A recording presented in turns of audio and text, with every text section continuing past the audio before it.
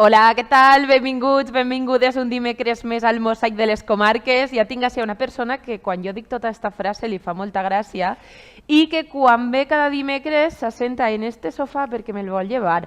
Alberto, això no és bonico. Això no és bonico.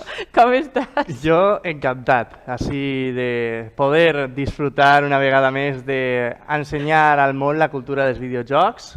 I efectivament així al teu programa al Mosaic de les Comarques de Ajo Bits, Ajo Bytes. Ajo Bits, cuidao. Que si la gent també sap traduccions és un poc complicat. Alberto Calata Gamer, que ja estàs amb nosaltres, la gent espera en candeleta els dimecres i diu ai, videojocs.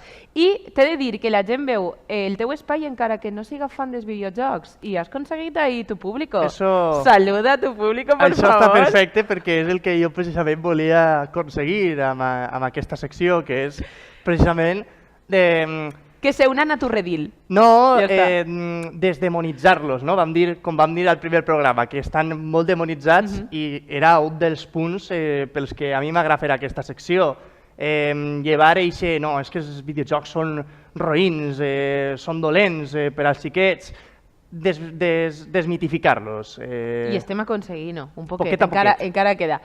Comencem la teua secció parlant de cositas frescas, ¿no? De Nintendo ni me interesa, ¿puede ser? No entiendo qué me quieres decir. No entiendo. Esto ya lo hemos hecho, déjà vu. Déjà vu. Conta'm un poquet. Nintendo va anunciar ahir a les 3 de la vesprada que aquesta nit, a les 11, tindrem un Nintendo Direct. I això què vol dir? Twitter estava dando volteretas, perquè un Nintendo Direct és precisament una...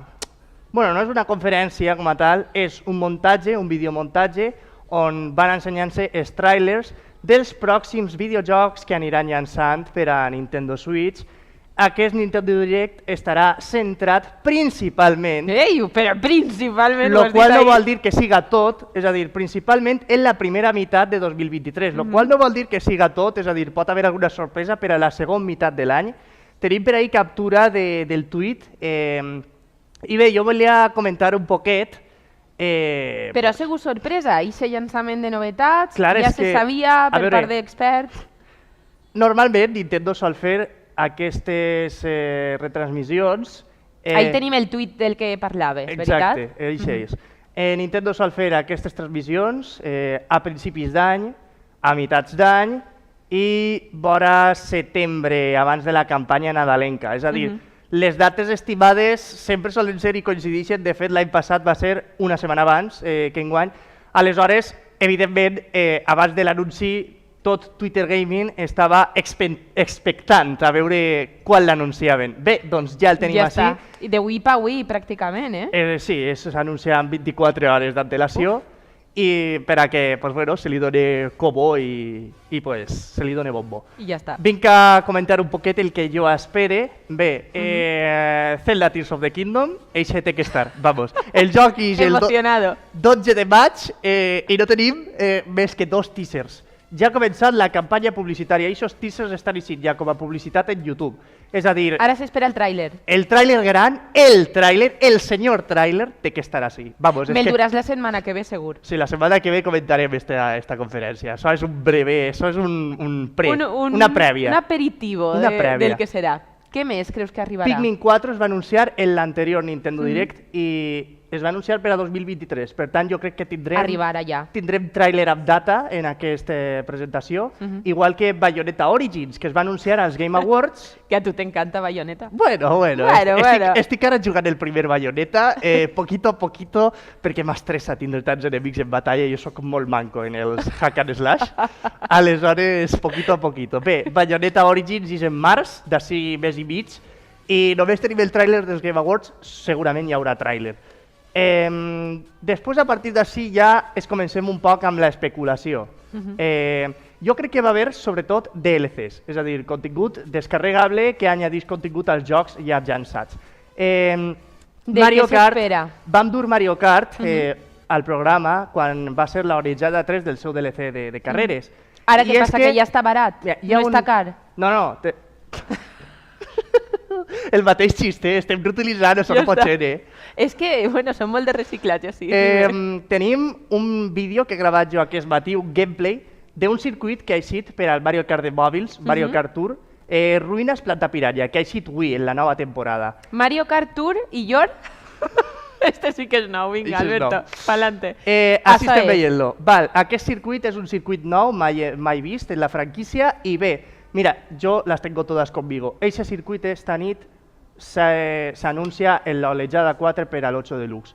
Ara que estan combinant, no, eixos circuits del Tour, a més té una traçada, bueno, no és un cercle com veiem ahir, és més una L, per així dir-ho, i l'ambientació són unes ruïnes que a més té zones per baix de l'aigua, així que jo crec que aquest circuit té punts per a eixir esta nit i anunciar-se com a part de la quarta onejada. O sigui, ja no serien els 8 bits estos, sinó que ja seria diferent. A veure, això és un personatge jugable, és a dir, això és una skin de Donkey Kong. Vale. És que en Mario Kart Tour té skins, cosa que el Wii no té i hauria tindre, però en fi. I és un skin en plan... Sí, retro. Està molt xula, la veritat. Bueno, això no sé el que és. No sé el que és, però és un xic que segurament també juga als videojocs perquè té tota la pinta.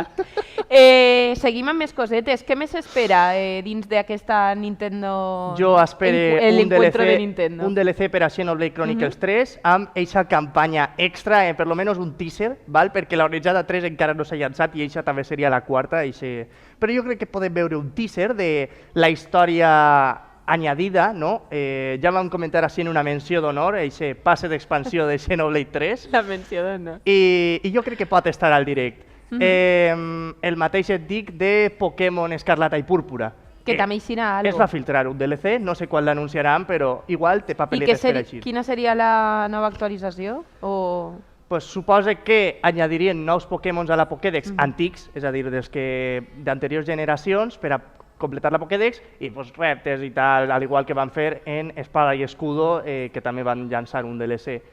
I bé, a partir d'ací ja comencem amb... Me encanta director de orquesta un poquito, Alberto.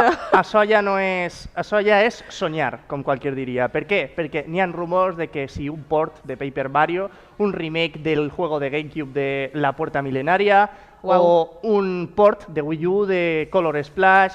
També rumoreja Metroid, que sí, un remaster del primer Metroid Prime.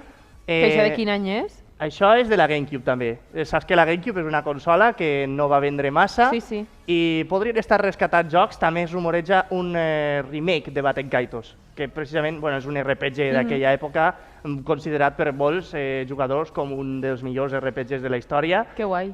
I ara sí que comencem amb els llançaments? Sí, perquè ja no podem fer... No especulem més, tenim ganes d'aquesta nit en 4 hores. Per als que estiguen veient... A quina hora és? Per als que estiguen veient el programa a la televisió, en 4 hores, a les 11 de la nit, al canal oficial de YouTube i de Twitch de Nintendo es pot veure aquesta retransmissió. Jo crec que me la posaré també, encara que hauries d'estar mirant TVA. I ara sí que anem en els llançaments i arriba, i jo no m'he llegit massa del videojoc perquè volia que vingueres tu a contar-me-lo, però arriba el llançament de la setmana, tot el món parla d'ell, el meu Instagram està superple, Twitter està ple també, Hogwarts Legacy, arriba cositas fresquitas de Harry Potter, no sé si eres molt fan, no eres molt fan. Jo m'he vist les pel·lícules, no m'he llegit els llibres, això ja per una altra estona. Vale, perfecte, no passa res. Fascinació per l'univers no em considero fan, però no diria que no m'ha agradat, és a dir... És una fantasia. Està bé, sense anar molt més allà, està bé, l'univers jo crec que està ben creat, té molts detalls, però ja està, no me considero fan. Bé. Que ojalà, perquè t'ho dia abans del programa que m'encantaria ser també fan de Harry Potter per el merchandising que té per darrere, no? Però... Jo no, perquè això considera molt més gasto en figuretes i en coses. I tu com eres un poquet rata no vull més figuretes en ma casa, en tinc massa allà. No pot ser, no pot ser. Alberto, tu sí que eres un figura, eh? Has vist que m'he quedat? Hogwarts Legacy, què ens conta? M'agrada molt. Hogwarts Legacy és un joc que aconteix en el 1800, és a dir, 100 anys abans dels aconteixements dels llibres i les pel·lícules. I què ens conta? Quina classe d'història? Eres un alumne que entra a Hogwarts en 5è grau, que això és estrany, no? Perquè normalment es comences des del primer curs, i tens uns poders anòmals que no té cap altre mag, de detectar màgia malèvola i hauràs de resoldre aquest misteri de per què tens aquests poders i ningú més i anar superant el curs al mateix temps que resols aquest dilema. Estem veient el tràiler i les imatges a mi sí que m'atrauen. Sí, la veritat és que està molt bé. Hogwarts Legacy és un videojoc RPG d'acció i és un món obert. De fet, el món obert és prou gran, segons han especificat els mitjans especialitzats, i podem trobar, a part de Hogwarts, evidentment, que és la construcció més complexa del videojoc amb moltes coses. També trobem Hogsmeade, que és el poblat que hi ha proper, també trobem el Bosque Prohibido i diverses masmorres, coves, altres poblats, o sigui que pareix que és un món prou viu perquè també hi ha extenses quilòmetres de terres per explorar en animals voladors, en graneres. És un món obert que pareix que està prou viu i que... Prou atractiu, no? Perquè n'hi ha moltes coses que fer, també. De fet, s'ha caracteritzat, s'ha dit que és el joc que el fan de Harry Potter sempre ha volgut. Per què? Doncs perquè precisament tu eres el que va a Hogwarts i tens la teua pròpia història. I també s'ha nominat com a el millor joc de Harry Potter mai abans creat. Ara bé, jo t'explique, això te truco, això no era molt difícil. Jo el vaig comentar la setmana passada que havia estat jugant, precisament perquè arribava a Hogwarts Legacy, els primers jocs. He estat jugant les versions de GameCube i he jugat la Piedra Filosofal, he jugat la Càmera Secreta i he vist gameplays perquè no me donava temps a jugar tanta cosa i puc assegurar-te que no era massa difícil superar aquest repte. Sí que és de veres que tenim el Lego Harry Potter, que va d'anar construint coses per a contar la història, que conta la història de les pel·lícules. Però ja dic que aquest joc no li ha sigut massa difícil col·locar-se com el millor joc perquè els anteriors no eren massa... No era difícil superar tot això, no? Suposo que també tindràs el que és la trama principal, però després tindràs altres, no?, que hauràs d'anar solucionant. Home, clar, suposa les missions secundàries, si no posarien tants poblats i coves i coses per explorar, evidentment. Això és bàsic d'un món obert, ja ho saps, que tu has jugat The Witcher i has jugat d'aquest estil. De fet, recorda molt a les últimes entregues d'Assassin's Creed, perquè el món obert és molt d'aquest estil, de missions, d'anar fent... O sigui, que en aquest estil, en aquesta premissa, me pinta bien el juego, la veritat. No has jugat encara. No, clar, mira, t'explique. El dia 7 va eixir la preventa per a PC. El dia 10 eixirà el joc per a PC, PlayStation 5 i Xbox Series. Si vols jugar-lo en l'anterior generació, és a dir, Play 4 i Xbox One, t'hauràs d'esperar fins a abril. Per què? Per tema d'optimitzacions i tal, perquè al final has d'optimitzar un joc que és molt potent. I per a jugar-lo en Switch, que això, mira, molta gent ho considera miracle, però jo, fins que no veig les imatges de com es veu el joc, jo no dic res, perquè igual és un trunyo, que igual és una obra meravellosa. Per a Nintendo Switch n'hi ha que aspirar fins a juliol. Jo espero que l'espera valga la pena. No sé jo si els renta, perquè clar, al final la gent se'l pot agafar en altres plataformes. Jo, si en el cas... Ja, però si eres fan de jugar així, la jugabilitat... Sí, no, al final la Switch, la gràcia que té és que pots jugar en el llit tombat o en l'autobús o portàtil. Jo, probablement, si me'l compre, que serà... En juliol? No, en plan, molt endavant, me'l compraré per a PC. No crec que me'l compre per a Switch, perquè ja dic, la versió de Switch et dona un poquet de por, què vols que el diga? Sí, a més està feta com per a veure la més reduïda, no? Pense que és un joc que també, si s'ho han jugat, és per a jugar-lo en pantalla més gran. No podem especular de moment, perquè ja dic, no hem vist imatges de Switch i tardarem en veure-les segurament fins a maig, juny. Però, bueno, ja veurem com és la versió de Switch. Un videojoc que està també envoltat de polèmica, sobretot pel costat de la gent trans. També nosaltres estem al costat de tota aquella persona que està ahí lluitant per les seues coses i això, videojoc complicat també, per eixa banda, no? També convidem a la gent a que busca un poc sobre la polèmica i que també reflexiona una miqueta, no? No sé si vols afegir alguna coseta més de Hogwarts Legacy, perquè jo tinc així davant el guió que m'ha passat Alberto i té un munt de coses. No, ja, jo crec que ja ho he dit tot. Ja ho has dit tot. Returnal per a PC. Returnal per a PC és un joc que va ser un dels que PlayStation va posar al capdavant per a començar la generació de PlayStation 5 i que ara ens arriba a ordinadors, no? Sony està fent-ho amb tots els últims videojocs, això de llançar-ho per a PC, no ha estat excepte de polèmica, de nou aquest debat de renta comprar-me la PlayStation 5 si a l'any de llançament està tot en PC. A veure, és que té raó, vull dir, vaig a gastar-me jo 500 euros en una consola.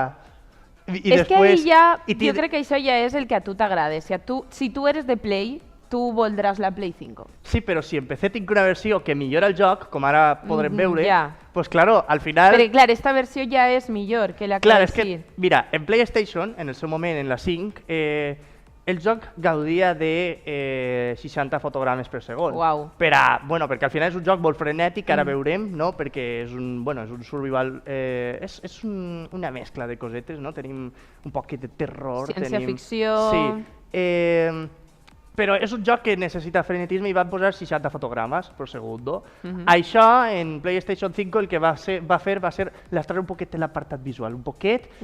Aleshores, en PC ara es veu i llueix tot el seu esplendor, no? D'eixa ambientació de terror, de sentir-te atrapat, és un... Que guai. Bueno, jo té una pinta increïble. T'he dut el tràiler de PlayStation 5 del seu moment perquè el de PC va ser un teaser ràpid perquè el joc ja el coneixien. Mira, Gladiator. Bueno, és que he vist d'ahir un homenatge a Gladiator. Ahir es veu prou bé, perquè de fet la versió de consola es veu bé, però de nou en PC, pues això... Millora. Ahí està el tema, no? Ahí cada un que decidisca, perquè al final, com ja sabem, un PC és molt més car que una PlayStation 5, ja sabem que el que compra la consola és per a tindre d'una forma més assequible els videojocs en casa, perquè s'adeqüen a aquest hardware els jocs de la generació, i el que té un PC pues, és perquè ja vol el joc en la seva màxima esplendor, però evidentment amb un cost superior. Això ja depèn de cada un. Això ja depèn també de cadascú, perquè el PC també el pots gastar per altres coses, la Play no tant. Exacte. Així que al final has de fer un poquet de balanç. Què és el que ens contava aquest videojoc i per què l'hauríem de comprar? Selene és la protagonista que està atrapada en un planeta i ha de anar fent diferents missions i tal.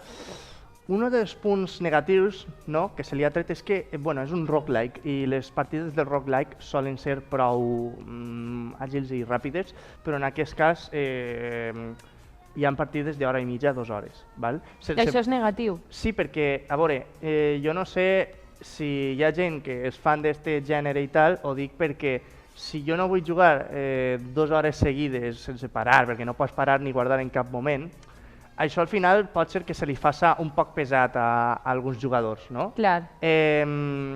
Jo, partidàriament, jo jugaria un capítol al dia i deixaria de jugar. És a dir, jo no sol... I al final igual ja deixes del tot el joc, no? Jo ho dic perquè jo no sol jugar més de 3 hores al dia, perquè al final el rendiment en el joc no és el mateix, perquè vas cansant-te. Aleshores, la gent que juga menys inclús, este videojoc, pues clar, és molt de temps tal volta per a aquestes persones. Per això vull dir que este videojoc, tant en PlayStation 5 com ara en PC, es llança per a un públic molt concret. Parlem també de la protagonista, perquè, no sé, em pareix també curiós que sempre solen veure un protagonista masculí i així tenim una protagonista. Sí, la protagonista té un traje espacial i tu vas millorant-la també, la teua build del personatge, com diríem, no? Vas millorant els atributs i tot això constantment conforme vas avançant en el videojoc. Està xulo no? Sí, a veure, jo no sé.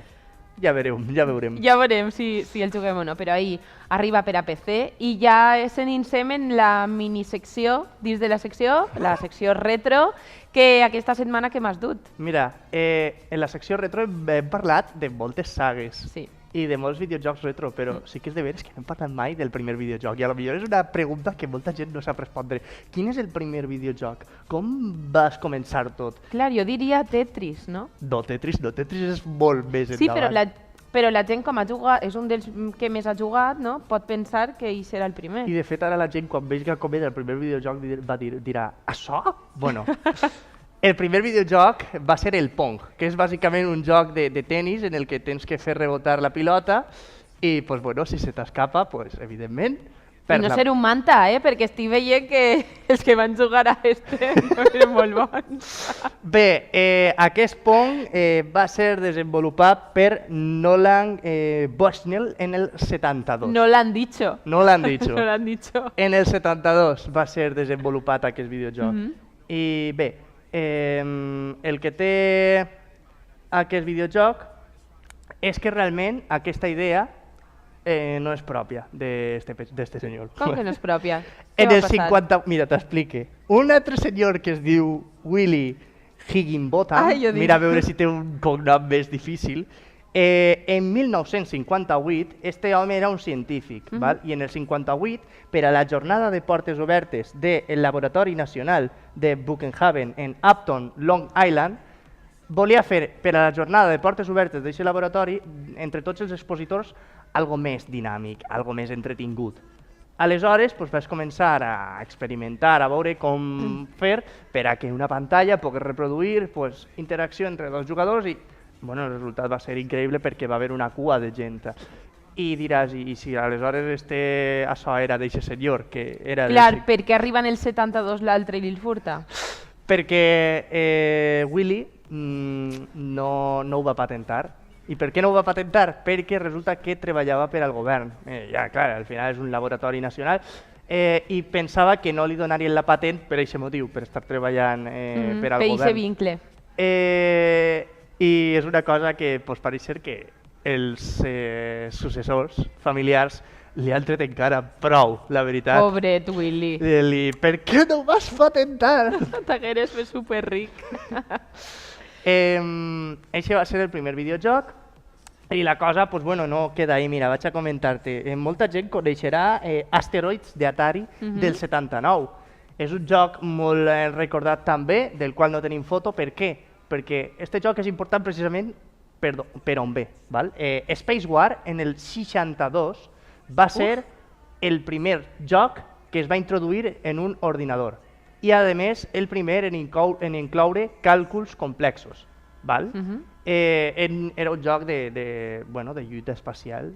I t'explique, aquest joc posteriorment, en el 71, va ser un joc anomenat Galaxy Game. Mira, ahí tenim l'evolució. Galaxy Game del 71, precisament, el que feia era agafar Space War i refer-lo un poquet i tal. Per què? Perquè Galaxy Game és la primera màquina arcade de la història. Esta? Exacte. La de Galaxy... Galaxy Game, que precisament el que agafava era Space War i li pegava retoques i tal.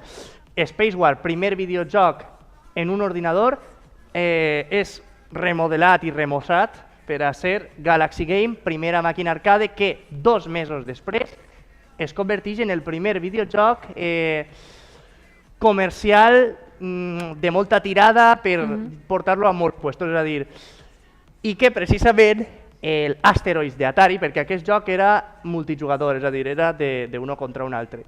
Asteroids d'Atari, el que agafa és les idees de Space War, de Galaxy Game i de Computer Space i ho fa una versió d'un jugador. I podríem dir que, i añadís cosetes també, aleshores podríem dir que Asteroids, encara que tal no és original, és important per tota aquesta transcendència històrica. Però m'estàs dient una cosa que em pareix supercuriosa i és que naixen els videojocs com per a que siga una interacció amb una altra persona i després el que acaba sent és per a que una persona soles puga experimentar, no? És que els 3 primers, Space War, Galaxy Game i Computer Space, eren desenvolupaments de científics que experimentaven i que estaven mirant a veure aquesta tecnologia. En canvi, Atari, que per cert va ser fundada per Nolan Bushnell, el que va robar el Pong a Willy, Atari ja és amb fines comercials. Ja. Evidentment, en un arcade sabem com va, vull dir, clave la moneda i intentar que claves més monedes per dur millors diners. Estos prototips eren fets amb meros fines científicos Atari no fines científicos. Atari ja era indústria. Evidentemente. Clar. Va ser la primera i, de fet, com veiem, ni Nintendo, ni Konami, ni... Ells van arribar molt després, que igual en un altre programa parlarem. Així que tenim. Este és el Computer Space, val? És l'última versió d'aquest joc i ja dic, com veiem, són dos naus intentant destruir asteroides i tal. És un joc prou curiós i molt bo per l'època en aquest moment. Vull dir, estem parlant dels primers videojocs. I bé, si estem parlant de videojocs centrats en l'espai, un altre molt important que arriba ja prou després, és Space Invaders, que és el Matamarcianos. És el joc que és el Matamarcianitos comúment conegut per tot el món, i que és el joc que ara veurem gameplay també que t'he portat, que bàsicament era hordes d'enemics que van baixant i que van disparant per trencar les seus que tens a baix i tu has de matar-los a tots abans de que arriben al capdavall. És un dels primers videojocs que es consideren exitosos als arcade, perquè com dic, Asteroids d'Atari sí, és conegut i tal, però és més important per la transcendència. I una cosa curiosa és que Space Invaders no estava tampoc llicenciat per copyright. Aleshores, què va passar? Que Què passó? van treure un muntó de còpies clòniques. També es van desenvolupar còpies oficials, no? L'última va ser per a precisament mira, ja el tenim. L'última va ser per a Nintendo DS, que es diu Ai, m'encanta. Space Invaders Extreme. Extreme. I ja dius, veus, els enemics van llançant, trencant les casetes que hi ha baix i tu has de defensar-te, no? Jo l'he jugat i en diverses plataformes, ja dic, jo no sé si eren els originals o no, però jo he jugat Space Invaders. Qui no ha jugat, la pregunta seria eixa, no? És com el Pac-Man, no? De fet, Clar. en els arcade, a banda d'este, també destacaven els jocs de conducció, que en un futur parlarem al programa, i també destacaven els jocs de lluita, que hem parlat així, de Street Fighter, hem parlat de Contra, no? Els Run and Gun també estaven molt de moda, estem parlant últimament dels arcades al programa, i bé, i Pac-Man, no? Per aquesta premissa, com van comentar també, de vull que un videojoc que no siga ni espacial, ni de trets, de disparar, diferent de menjar. Per això ja ho vam comentar. És una època que els arcade és un fet que van impulsar molt els videojocs com a indústria, és a dir, van créixer, no? Perquè al final anaves tu als locals arcade a jugar a les maquinetes. I ahir, després de veure aquest negoci, ja vas començar en la ment a furular una idea de dir i si en vez de que la gent vagi, Li ho duem a casa. Li duem a casa i que tinga que comprar els videojocs. I ja, doncs, és com lo típic, no? Quan un negoci sorgeix és perquè hi ha una necessitat que no està coberta. En aquest cas és dur-lo a casa i una altra manera de poder gaudir d'aquests videojocs. De fet, dels jocs arcade, a les primeres consoles es van fer un muntó de ports, per així dir. El que passa que això ja és una altra història que comentarem un altre dia. Molt bé, molt bé. Alberto, un plaer que estigues amb nosaltres un dimecres més. A mi m'encanta. És curiós saber com es comencen els videojocs. Ja dic que no havien comentat mai i em pareixia important dir com va néixer tot, com va evolucionar i bé, jo encantat, com sempre, de vindre a TVA a poder ensenyar a la gent sobre aquesta cultura que són els videojocs. Seguirem la setmana que ve, més cosetes, repassarem lo de Nintendo que es presenta aquesta nit a les 11 de la nit, recordem? I això, parlarem de més coses. Alberto, gràcies. A tu, com sempre. I nosaltres seguim amb més cosetes, moltes més coses així, al Mosaic de les Comarques.